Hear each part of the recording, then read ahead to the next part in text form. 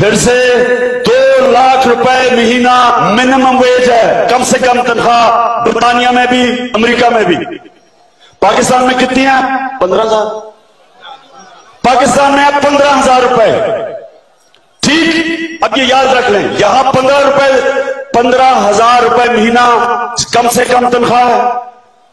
America में और Europe में 2 लाख रुपए महीना कम से कम।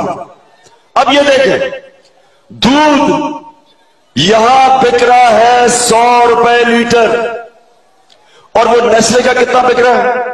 100।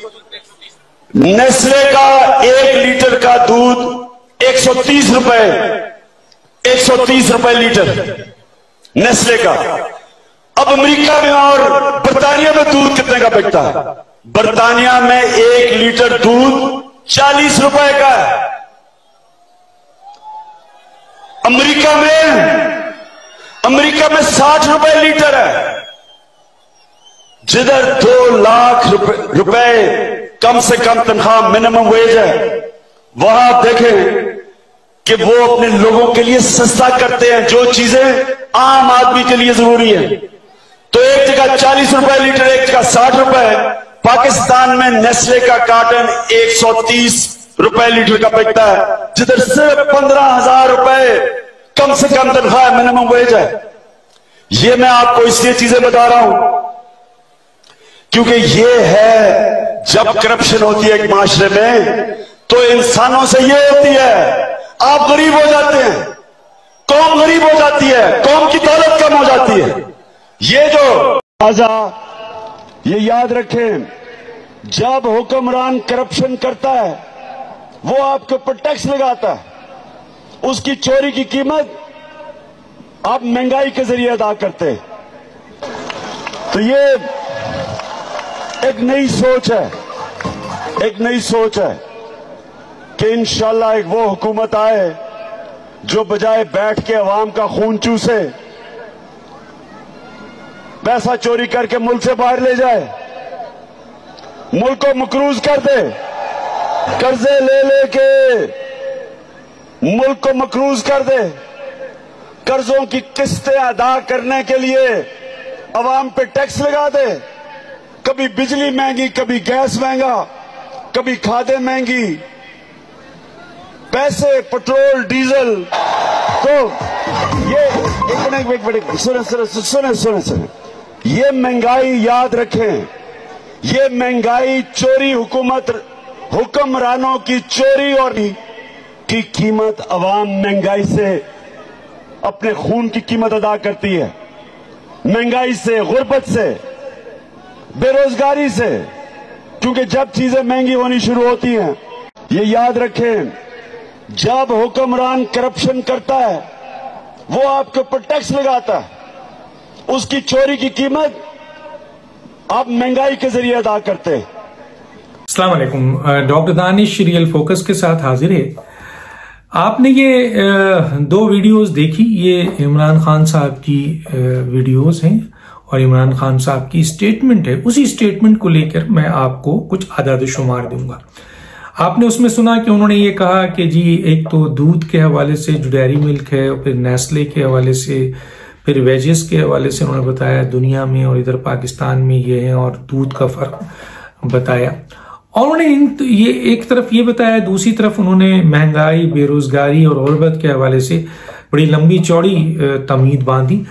और इन दोनों में उन्होंने एक बात मुश्तरका वो ये कहते हैं कि अगर महंगाई है और गुर्बत है, बेरोजगारी है, और इस तरीके से अगर इन्फ्लेशन रेट, दूध का रेट, वेजेस इस लेवल पर है, तो इसका मतलब यह है कि जी ये जो है वो चोरी है। ये हुकूमत जो है वो आवाम का खून चूस रही है और चूस कर अपने जेब भर रही है, और ऐसी हुकूमत करप्ट होती है, चोर होती है जब इतनी महंगाई हो और आवाम को इस तरीके से लूटा जा रहा हो। अब 2018 जो इनका दौर नहीं था और 2021 इनका दौर है, उसके हवाले से मैंने कम से कम इन 2 वीडियोस के हवाले से ट्वीट्स किए हैं। वो ट्वीट्स भी आप देखेंगे कि क्या कंपैरिजन है, मैं अभी आपको बता देता हूं कि उन्होंने जब बात की थी आपके दूध के हवाले से, तो दूध के हवाले से क्या था, देखिए दूध जो है वो तकरीर कर रहे थे, वो कह रहे थे कि भाई महंगाई इतनी है, दूध की कीमत इतनी है, वेजेस जो है पाकिस्तान के अवाम के 15,000 हैं और वो आपकी दुनिया में जो है वो 2-2 लाख हैं, अमेरिका और यूके का बता रहे थे। और वो कह रहे थे कि जी दूध की कीमत जो है वो देखें, वो तो ज्यादा कह रहे थे, लेकिन बहरहाल जो मैंने 2018 की असल कीमत निकाली है वो दूध की कीमत है 80 रुपए। 80 रुपए कीमत थी उस वक्त 2018 में। और आज जब वेजेस 17,500 है, सिर्फ 2,500 का इजाफा है, दुनिया में 4 लाख 4.5 लाख वेजेस हो गए जो 2 लाख थे। और आपके जो आपकी दूध 2021 में कीमत है वो है एक डेयरी मिल्क का, वो है 140 रुपए। कहां 80 और कहां 140, ये फर्क है। देखिएगा वेजेस में सिर्फ 2,500 का फर्क है और दुनिया के वेजेस के हवाले से वहां तो 100% इजाफा हो गया। 2 लाख की जो बात कर रहे थे वो 3.5-4 लाख तक पहुंच गई। उसके बाद नेस्ले दूध के हवाले से उन्होंने बात की कि नेस्ले का दूध देखिए कितना कीमती है और कितना जुल्म हो रहा है अवाम के ऊपर और क्या पोजीशन है।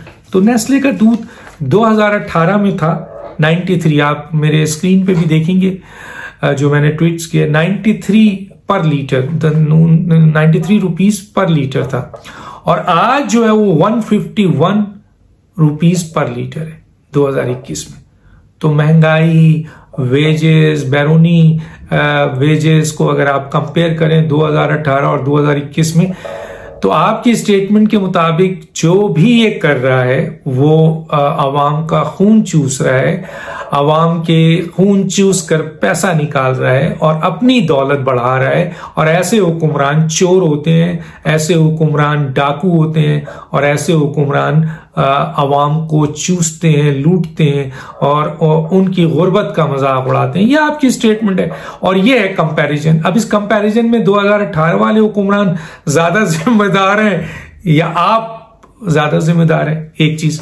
अब आइए जनाब दूसरी एक और चीज मैं दिखा देता हूं। आपकी एक और वीडियो में आपने देखा होगा कि उन्होंने बेरोजगारी, महंगाई और गुर्बत के हवाले से बात की। तो अब मैं आपको बता देता हूं 2018 में महंगाई थी 3.39, मैं नहीं कह रहा, आप देख लें आदाद-ओ-शुमार जाके। 2018 में महंगाई थी 3.39 और आज महंगाई है 9.2 अक्टूबर 2021। कितना फर्क है। अच्छा, गुर्बत 2018 में थी 4.4%, 4.4% और आज गुर्बत है 39.2%। ये फिगर देखिएगा जो मैं आपको दे रहा हूं। और चाहे तो आप जो पाकिस्तान की वजारत खजाना है, स्टेट बैंक ऑफ पाकिस्तान और गूगल सर्च करें, आप सबको मिल जाएगा।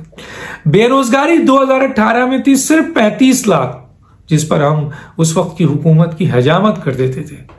और आज है 2.21 करोड़, 2021 है, 2 करोड़ से ज्यादा हो गई है। एक जगह पे 2.17 करोड़ लिखी हुई है।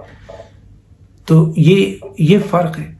तो अब आप कंपैरिजन करें 2018 से गुर्बत को, 39.2, 4.4 थे। महंगाई 3.39 थी, आपकी 9.2 है अक्टूबर 2001। और बेरोजगारी 25 लाख से 2 करोड़ 3 साल में, यानी 70 साल में 35 लाख पहुंची और आपने उसको फिर 2 करोड़ 17 लाख तकरीबन पहुंचा दिया सिर्फ 3 साल में। अब आप ये बताइए कि आपकी स्टेटमेंट, इस वीडियो को अगर मैं आपके सामने रखूं और आपने ये कहा कि जो हुकूमत इस तरह बेरोजगार कर रही है लोगों को, इस तरीके से गुर्बत है और इस तरीके से महंगाई है, गोया वो आवाम को निचोड़ रही है, आवाम की दुश्मन है, आवाम के खून को चूस कर वो माल कमा रहे हैं, वो करप्ट हुक्मरान है, वो चोर हुक्मरान है। तो यहां तो 2018 के मुकाबले में बहुत बड़ी कंपैरिजन, 70 साल का रिकॉर्ड तोड़ रहे हैं यहाँ पे। तो क्या ये स्टेटमेंट मैं आपके सामने लगा दूं? तो ये चीज थी। इसके अलावा जो सूरत हाल है वो ये है कि IMF, एक बात जो मैं अपने नाज़रीन को बताना चाहता हूं, देखिए मैं ये बार बार कह रहा हूं, जो उनके वजीर खजाना ने भी एग्री किया कि ये हुकूमत का अपने अंदरूनी कोई वसाइल नहीं है, कोई वसाइल इनके ऐसे नहीं है। आप देखें कोई बड़ा प्रोजेक्ट है, हालांकि तकरीबन 82 अरब तरसीलात आई हैं, यानी रेमिटेंस आया है। 27 अरब कर्जा लिया है इन्होंने और 4.2 जो है वो अरब जो है वो IMF ने दिया है। तो ये अमाउंट आपके पास आया, ये गया कहां? कोई बड़ा प्रोजेक्ट बता दें कहां लगाया आपने, दिखा देना ये 3 साल में, हमें बताएं।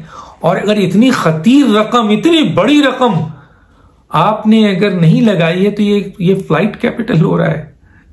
ये पैसा कहां जा रहा है ये पूछा तो जाएगा। वो भी पूछा जाएगा जब आपके दौर में interest rate state bank of Pakistan के गवर्नर ने 13.25 और काइबो रेट 1.5 मिला के 15% इंटरेस्ट रेट था, और दुनिया में interest rate 3%, 4%, 2%, America, UAE, Japan, दुनिया भर में आप देख लें उस दौर में। तो उस वक्त आपके यहां 13 प्लस काइबो रेट 15%, तो लोगों ने बाहर से पैसे कर्ज लेकर करोड़ों रुपए, डॉलर दुबई के बैंक से फला, उनको इंटरेस्ट देना था 3%, यहां पे लाकर रख दिया। यहां से उनको 15%, ये हॉट मनी थी जो कि कुछ लोगों को फायदा पहुंचाया गया। इसकी भी इंक्वायरी होनी है, याद रखिए। इससे इमरान खान बचेंगे नहीं ना, स्टेट बैंक ऑफ पाकिस्तान के वो बचेंगे। और ये भी जवाब देना होगा कि 82 अरब रिमिटेंस और दूसरा 27 अरब कर्ज और 4.2 और भी बहुत से हैं, वो कहां गए? कैपिटल फ्लाइट हो रहा है, कोई बड़ा प्रोजेक्ट नहीं है। अब आते हैं जनाब अली, सवाल ये पैदा होता है कि ये इकोनॉमी की बहुत कुछ बोल सकता हूं मैं, लेकिन ये सूरत हाल बताना आपको बहुत जरूरी था। और वजीर आजम की अपनी स्टेटमेंट को सामने रख के अब आप, दुनिया इसको देखेगी, आपका स्टेटमेंट है, आप फिगर जब कंपैरिजन करते हैं, ये फिगर मेरी बनाई बनी है, ये आपको स्टेट बैंक, ये आपको मिनिस्ट्री ऑफ फाइनेंस, ये आपको अदाद व शुमार स्टैटिस्टिक्स डिपार्टमेंट, ये आपको प्लानिंग, हर जगह मिल जाएगी। तो लेकिन अंदर जाके मिलती है, ये याद रखिएगा। तो ये मिलेगी तो उससे आप कंपैरिजन कर लें, आपको अंदाजा हो जाएगा। तो बोले, फिर सवाल उठाएं इमरान खान के सामने कि जनाब अगर उन्होंने 2% महंगाई की थी तो आपने तो 200% कर दी, तो ज्यादा बड़ा चोर कौन हुआ? यहीं पे बात खत्म करता हूं, आगे जाता हूं।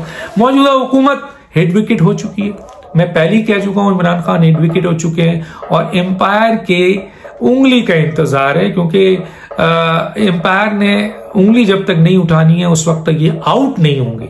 बजाहिर तो हेड विकेट कर चुके हैं, टेक्निकली तो वो आउट हो चुके हैं, लेकिन एक्चुअल आउट उस वक्त होता है जब एम्पायर उंगली उठाता है। सारे फील्डर्स उधर देख रहे हैं, अवाम उधर देख रही है, सारे व्यूवर्स उधर देख रहे हैं, ऑडियंस उधर देख रहे हैं, खुद इमरान खान जो हेड विकेट हो चुके हैं उस तरफ देख रहे हैं। अब ये विकेट, ये उंगली उठेगी कब? तो मैं बता देता हूं, ये उंगली उठेगी लाहौर के जलसे के बाद जो लॉन्ग मार्च होगा उसमें ये उंगली उठेगी।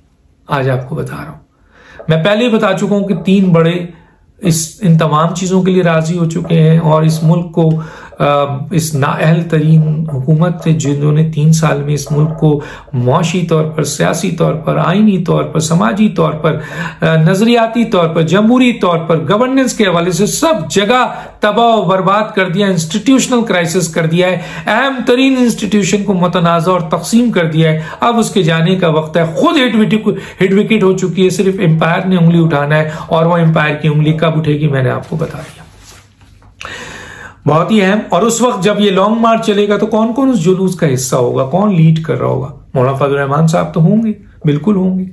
इसके अलावा बिलावल भुट्टो साहब भी होंगे। जो हमें वो आ रही है, क्या कहते हैं, साउंड आ रही है, वो ये है कि पीपल्स पार्टी भी इसमें शामिल होगी, जमात इस्लामी भी आ जाएगी, तहरीक लब्बैक वाले भी किसी ना किसी तरीके से इसका हिस्सा बनेंगे। गोया पूरे मुल्क की आवाम और तमाम अपोजिशन की पार्टी जो तर्जुमानी कर रही है वो इसके साथ होंगी। और ये लॉन्ग मार्च चल रहा होगा मौलाना फजल रहमान साहब की क़यादत में, उसमें शहबाज शरीफ साहब भी खड़े होंगे, उसमें 10 वो जमातों के रहनुमा भी खड़े होंगे, और मरियम नवाज साहबा भी उसमें मौजूद होंगी, और बिलावल भुट्टो साहब भी उसमें होंगे, और नवाज शरीफ साहब भी उस लॉन्ग मार्च को लीड कर रहे होंगे। अब लॉन्ग मार्च चलता है और उंगली उड़ जाती है, ये लॉन्ग मार्च आधा रास्ता तय करता है, उंगली उड़ जाती है, ये लॉन्ग मार्च इस्लामाबाद पहुंचता है तो उंगली उड़ जाती है। इसका फैसला उंगली उठाने वाले ने करना है, मैं जबरदस्ती नहीं उंगली उठा सकता, लेकिन ये उंगली उसी वक्त उठेगी। हेड विकेट हो चुके हैं मामला सारे जा रहे हैं। आप देख लिए डस्का का वो आ चुका है। अहम तरीन इदारे जो निकलना चाहते हैं दबाव से, जो आप मेरिट पे फैसला देना चाहते हैं, वो भी अब देना शुरू कर देंगे। दिसंबर में बहुत अहम तरीन फैसले आने की उम्मीद है। तो याद रखिए कि ये जो मईशत है, इसके मैंने चंद बातें बता दी इनकी। उसके बाद मैंने ये भी बता दिया है कि क्या होने वाला है। लाहौर का जलसा बहुत बड़ा जलसा होगा, उसको इस तरह मैनेज किया जा रहा है कि उसमें इतनी बड़ी तादाद आवाम की आए कि वो जलसा एक रिकॉर्ड हो, और ये रिकॉर्ड इस तरीके से हो कि दुनिया को और बताया जा सके कि पाकिस्तान की आवाम महंगाई से, गुर्बत से, बेरोजगारी से, आपके लॉ एंड ऑर्डर सिचुएशन से, गालम गलोच से, माहौल की खराबी से, आपके भूख से, अफलास से, हर तरह की अजियत से तंग आकर अब ये निकल आई है बहुत बड़ी तादाद में। जो लाहौर का जलसा होगा वो भी एक बहुत बड़ी आपका प्रेशर होगा, और उसके फौरन बाद लॉन्ग मार्च जिसके ऊपर उंगली उठनी है। हाँ, मैं बार बार कह रहा हूं कि नवंबर में वजीर आजम कोई ऐसा इमेच्योर फैसला ना कर दें, कोई ऐसा काम ना कर दें, कोई ऐसी चीज ना कर दें कि फिर ना इन जलसे जुलूस की किसी चीज की जरूरत रह जाए, फिर कोई और रिएक्शन आए, कोई और मामला आ जाए, कोई और सिलसिला आ जाए। डॉक्टर दानिश को इजाजत दीजिए। अल्लाह हाफिज।